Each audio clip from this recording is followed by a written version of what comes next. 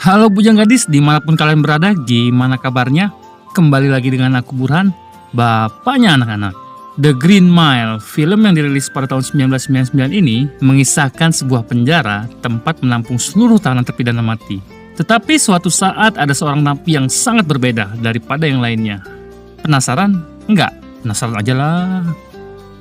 Sebelum kita masuk alur ceritanya, tonjok dulu tombol subscribe-nya dan like-nya, biar aku juga semangat buat videonya.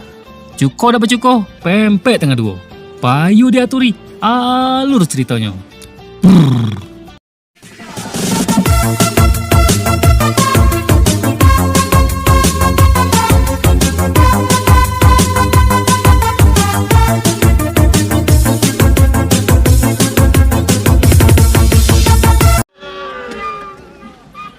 Green Mile ialah merupakan julukan untuk sebuah blok di sebuah penjara. Sebenarnya nama asli tempat itu adalah Last Mile, atau yang berarti mil terakhir. Karena tempat tersebut menampung tahanan yang akan melangsungkan hukuman mati.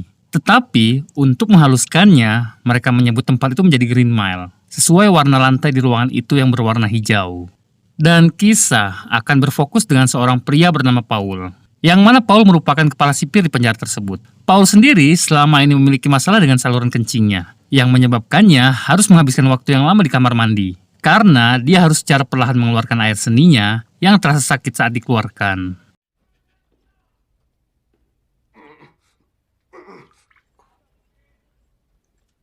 Di mana di situ Paul ditemani anak buahnya yang sekaligus sahabatnya. Yang pertama bernama Brutal, dan yang kedua bernama Dan. Mereka bertiga bersikap baik pada para tahanan. Tak lama mereka pun kedatangan mobil pengantar tahanan baru, yang mana di situ ada salah satu anak buah Paul yang sangat menyebalkan, yang bernama Percy. Saat di hadapan Paul, mereka semua dibuat sangat terkejut, karena sang tahanan baru memiliki postur yang sangat besar, bahkan nampak seperti raksasa. Paul sendiri sebenarnya sudah lama ingin menyingkirkan Percy dari sana, yang kerap memperlakukan tahanan dengan kasar dan tidak manusiawi. Namun karena dia adalah keponakan dari istri gubernur, Paul tidak bisa berbuat banyak. Percy. You can go, Percy, just as long as it's not here at this very moment. Why don't you just go and make sure? Move your ass. Saat Percy hendak pergi, kita akan dibuat sangat geram. Karena saat akan meninggalkan tempat itu, dia dengan sengaja memukul jari seorang tahanan yang ada di dalam sel hingga jarinya patah. Damn it, Percy, get the hell off my block. Tahanan baru itu sendiri bernama John Coffey. Dan ketika di dalam sel, mereka, bahkan kita semua dibuat sangat terkejut. Karena John tidaklah seseram yang mereka pikirkan. Meskipun postur tubuhnya besar, tetapi beliau takut akan kegelapan. Dan John meminta Paul untuk tetap menyalakan lampunya. We always keep a few lights burning out in the corridor. Yes, sir, boss. Saat di ruangannya, Paul mengira bahwa John menderita keterbelakangan mental karena sikapnya. Akan tetapi mereka dibuat sangat terkejut saat Paul membaca berkas kejahatan yang John lakukan. Entah bagaimana kronologi awalnya. Namun adegan flashback menggambarkan di sebuah pedesaan terdapat satu keluarga yang kehilangan dua putrinya dan ditemukan tewas dengan kondisi yang sangat mengenaskan di pelukan si John.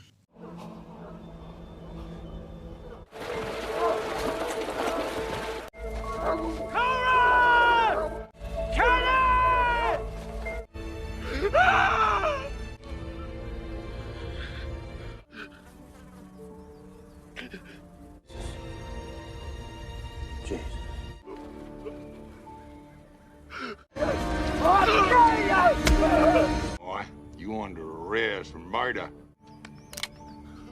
Tak lama dia pun dihampiri atasannya, sekaligus sahabatnya. Dia bernama Warden. Di mana Warden mengatakan bahwa dirinya mendapatkan laporan tentang Paul yang mengusir Percy dari Green Mile. Seperti yang kita tahu, bahwa Percy mendapat privilege di tempat itu karena statusnya sebagai keponakan istrinya gubernur. Namun Paul sama sekali tidak menyesali perbuatannya. Karena para pejabat penjara sama sekali tidak mengetahui bahwa Percy sudah mematahkan jari tahanan yang lainnya. Setelah itu Warden pun curhat ke Paul bahwa kanker yang diderita Melinda istrinya kini semakin parah keadaannya dan hanya bisa berbaring di atas kasur. Hal tersebutlah yang membuat Warden selalu terlihat murung. Sampai sini dapat disimpulkan bahwa keduanya memiliki masalah pribadi yang sama. Dan pada akhirnya akan ada hal yang sangat menarik pada mereka berdua dengan John Coffey. Lantas, apakah itu? Nanti kita cari tahu. Saat pulang, kita pun diperlihatkan dengan kondisi keluarganya Paul, yang mana Paul dan istrinya pun tidak dapat berkayuan akibat dari penyakit yang Paul derita. Hal tersebut pun membuat Paul sangat sedih karena dirinya tidak dapat menjadi suami yang baik untuk istrinya. Namun alhamdulillahnya, Paul memiliki istri yang mandiri dan berdikari, dan dia tidak menuntut akan hal itu karena masih ada terong yang bisa diandalkan. Keesokan paginya saat bertugas, Paul dan temannya pun melihat kejadian unik, di mana di situ terlihat seekor tikus yang keluar dari ruang isolasi. Tak lama si tikus pun kembali ke dalam ruang isolasi. Karena penasaran, mereka pun mengeluarkan seluruh isi ruangan tersebut.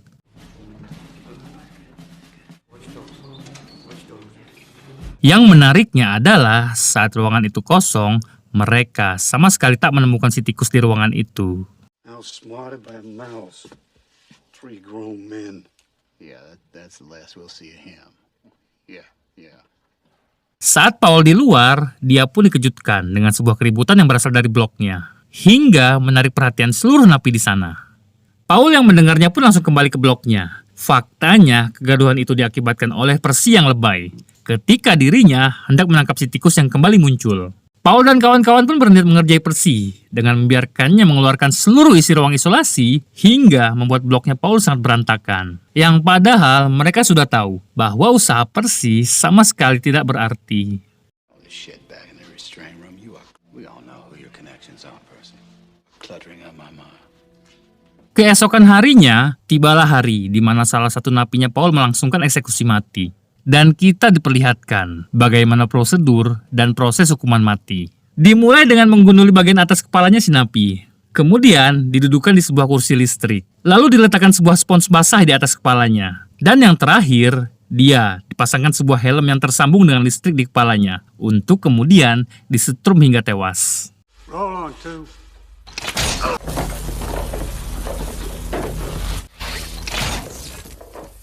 Lagi-lagi si Pilat Percy berbuat ulah, yang mana Percy mencaci maki jenazah napi yang sudah tak berdaya, hingga membuat brutal emosi melihatnya. He's paid what he owed. Keep your goddamn hands off him. He's square with the house again. Always, you, Percy.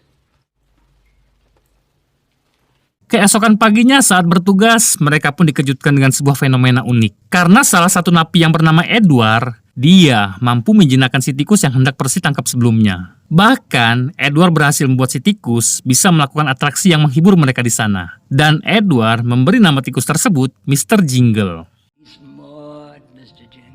Edward pun meminta izin pada Paul untuk memeliharanya. Paul pun mengizinkannya. Tak lama tiba-tiba Percy datang, tetapi berbeda dari sebelumnya. Dia justru menyarankan Paul untuk memberikan sebuah kotak yang diisi sebuah kapas di dalamnya untuk dijadikan tempat tidur Mr. Jingle, agar dia merasa nyaman saat tidur bersama Edward. Like he a circus mouse or something. That's so smart mouse deal. When I get out of here, he's gonna make me rich.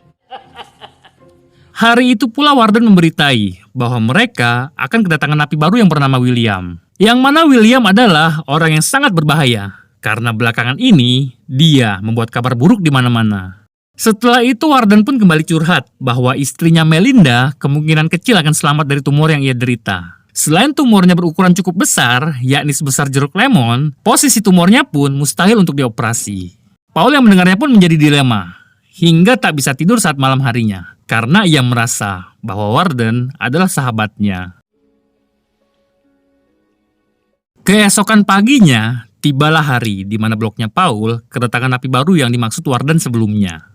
Saat hendak memasuki blok, William sudah berbuat ulah, di mana dia melawan para sipir hingga tak sengaja menendang titiknya Paul. Hal itu pun membuat penyakit yang Paul derita semakin parah, yang mana Paul merintih kesakitan hingga tak sanggup untuk berdiri.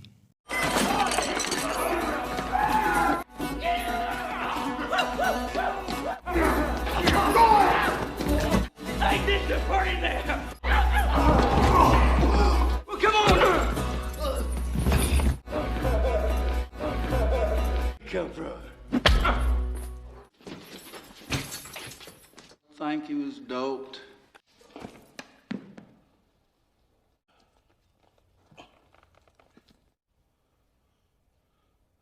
Tapi tiba-tiba John meminta bantuan dan meminta Paul untuk mendekatinya. Meskipun Edward minta Paul untuk jangan mendekatinya, namun Paul tetap mendekatinya. Lalu yang terjadi... Iya, John memperlihatkan kemampuan yang ia miliki, di mana John menarik badannya Paul untuk kemudian memegang titiknya Paul. Dan tiba-tiba lagi, lampu di ruangan John menyala sangat terang hingga meledak. Kemudian John melepaskan genggamannya dan batuk-batuk, hingga mengeluarkan semacam partikel-partikel kecil dari mulutnya ke udara.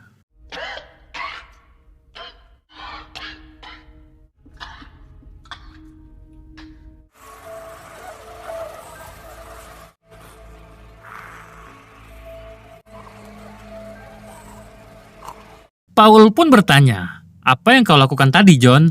John pun menjawab, "Aku hanya ingin membantumu, bos, dan aku sangat lelah." Selanjutnya, John pun tidur di atas kasurnya.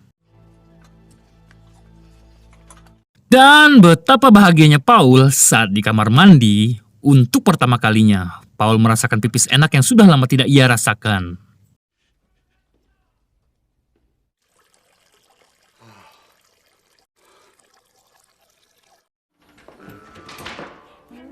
Oke, buat yang masih bingung apa yang John lakukan sebelumnya. Jadi gini, si John ini memiliki sebuah anugerah, di mana dirinya memiliki kemampuan untuk menarik sebuah penyakit, apapun itu. Dan partikel yang dikeluarkan dari mulutnya adalah penyakit milik Paul sebelumnya. Cukup mengejutkan, bukan? Sesampainya di rumah, Paul pun memberikan sebuah kejutan pada istrinya. Seperti yang kita tahu, untuk sekedar kencing pun, titiknya Paul akan terasa sangat sakit. Apalagi untuk mengeluarkan cairan suci. Dan akhirnya mereka berdua pun berkayuan hingga pagi harinya Paul memutuskan untuk cuti pada hari itu. Faktanya, Paul mempelajari kasus yang dialami John dengan menemui seorang pengacara yang membela John secara sukarela karena Paul merasa ada yang janggal di sini. Di mana Paul yakin bahwa John cenderung tidak memiliki sifat kekerasan dan bukan pelaku kejahatan. Namun karena tidak adanya bukti yang kuat untuk kasusnya John, Paul pun hanya bisa pasrah. Keesokan harinya, Paul pun mendatangi John, bermaksud memberi hadiah berupa roti jagung buatan istrinya sebagai tanda terima kasihnya. John pun merasa sangat bahagia dan memberikan sebagian rotinya kepada Edward dan Mr. Jingle. Di lain sisi, William berteriak untuk meminta rotinya juga. Tetapi, John tidak memberinya. Hal itu pun buat William kesal dan berkata kasar kepada John. Dan Paul yang mendengarnya pun memperingati William agar bisa menjaga sikap dan perkataannya. Namun William justru mengacuhkannya, kemudian meludahi Paul tepat di wajahnya.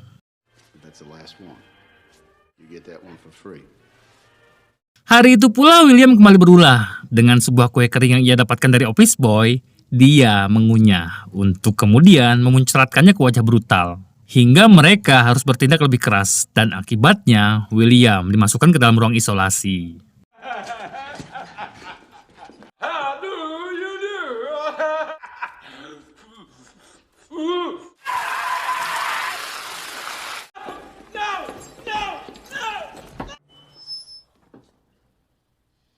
I'll be good. I'll learn my lesson. Setelah dikeluarkan dari ruang isolasi, esoknya lagi-lagi William berulah. Di mana William mengencingi salah satu anak buahnya Paul, sehingga mereka harus kembali memasukkannya ke dalam ruang isolasi. Nih monyet nggak ada kapok-kapoknya, heran. Look on your face. Ah, good shot, wasn't it? Piss on me. Come in here on your legs.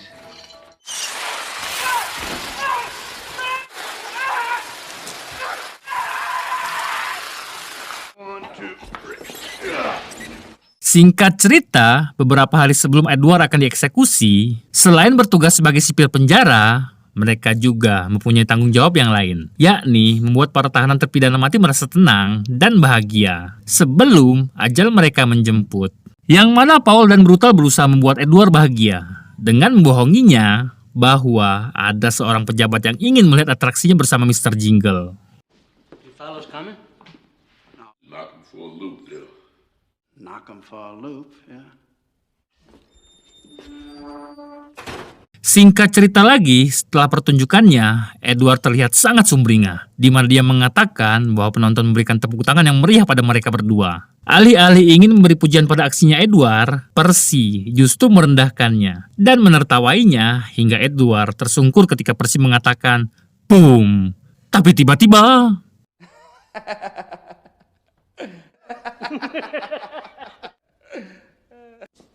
Percy, you shit.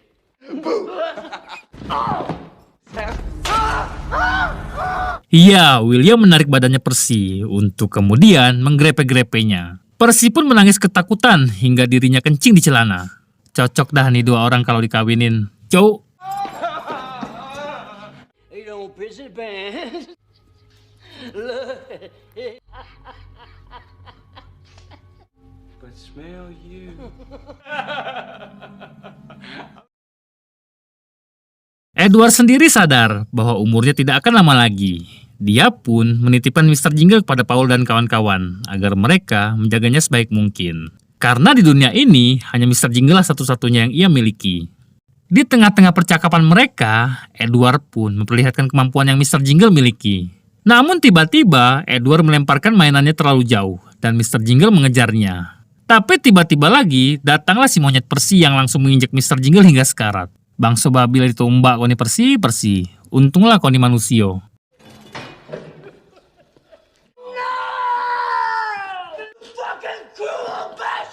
It's just a matter of time, really. Tak lama tiba-tiba John menjulurkan tangannya, berniat menolong Mr. Jingle. Lalu John menggenggam Mr. Jingle dengan kedua tangannya. Kemudian ia menggunakan kemampuannya untuk memulihkan Mr. Jingle. Look at the tail.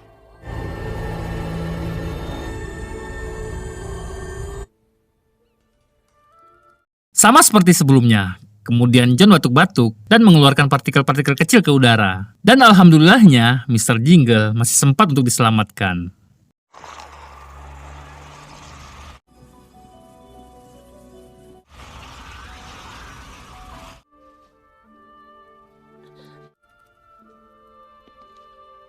Kejadian itu pun membuat teman-teman Paul tercengang melihatnya. Dan sebagai tanda terima kasihnya, Edward pun mempercayai John untuk mengurus Mr. Jingle ke depannya. Akibat dari kejadian itu, Paul dan teman-temannya pun sudah tidak peduli lagi dengan statusnya Percy sebagai keponakan gubernur. Dan mereka memperingati Percy untuk memperbaiki tingkahnya di kemudian hari. Dan malam eksekusi pun tiba. Di mana malam itu terlihat tidak biasa karena biasanya Paul yang menjabat sebagai ketua eksekusi dan malam itu justru digantikan Percy.